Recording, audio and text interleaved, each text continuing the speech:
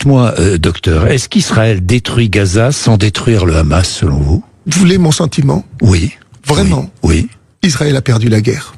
Et pourquoi? La résistance est toujours présente du Hamas. Vous parlez de résistance? Écoutez, dans cette situation-là, la population palestinienne de Gaza, le Hamas leur permet justement de relever la tête et de se sentir digne parce qu'ils résistent, de pouvoir se battre dans l'honneur. La position même d'Israël, qui ne respecte pas le droit humanitaire international, elle ne le respecte pas. Avez-vous vu ces images, par exemple, de l'enquête qui a été menée par l'ONU par rapport au droit humanitaire international? Vous avez vu ce qu'a fait l'ambassadeur israélien? Il est venu devant la commission, il a pris le rapport, il l'a déchiré devant tout le monde et il est parti. And that is exactly how we shall treat it.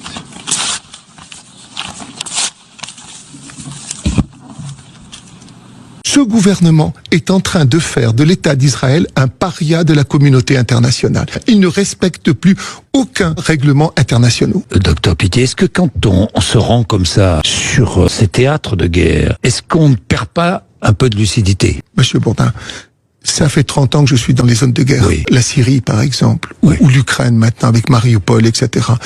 Qui m'a entendu parler de cette façon? Qui m'a entendu parler? Il y a pire que de tuer, c'est d'enlever la dignité des personnes. Pire que de tuer. Quand vous ne pouvez pas nourrir vos enfants, quand vous êtes obligé d'être dans la situation de misère, quand vous avez eu votre maison, etc., et que maintenant vous êtes dans une espèce d'abri, dans la saleté, etc., que vous cherchez la nourriture.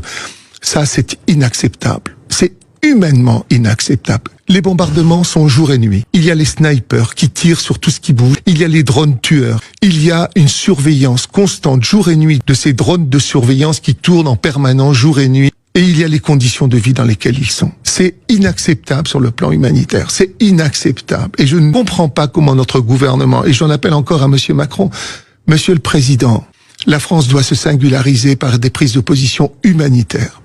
Notre pays doit pouvoir justifier ces valeurs qui sont les siennes de la défense des droits de l'homme. Il vous appartient justement de défendre cette population. La France doit se singulariser plutôt que de se taire.